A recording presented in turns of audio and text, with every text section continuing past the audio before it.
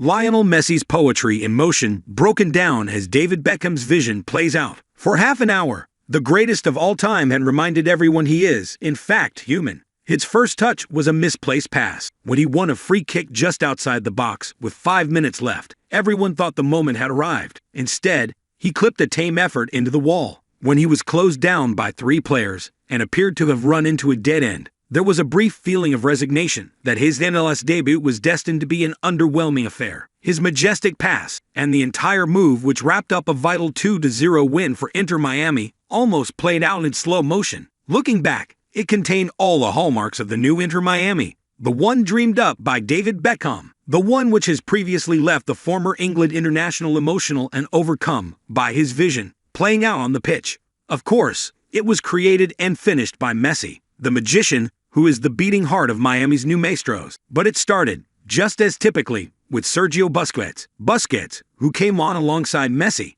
and was as composed as ever in the middle of the park, is always the provider. In a city currently celebrating the arrival of Aaron Rodgers to the New York Jets, fans saw football's greatest quarterback pulling the strings from the middle of the park. His clipped ball out to Jordi Alba, who expertly and athletically flicked back infield before it was quickly brought until total control by Messi. It was a signal of what talent can buy, a move made in Barcelona finding its way to the man who could do the rest. That point, Messi had it all to do. His turn to find space saw him facing away from goal, surrounded by players, and had most expecting a simple pass back to a teammate on the edge of the box. What barely anybody in the stadium saw was Benjamin Cremaschi racing down the right-hand side of the box out of shot, and only one man had the audacity to reach him. Messi's deft, delicate pass with the outside of his left boot played out in a split second. But once it was on its way, everyone could see what would happen next. His account in MLS. Yet again, he had stolen the show, and even teammates are lost for words at what he keeps doing.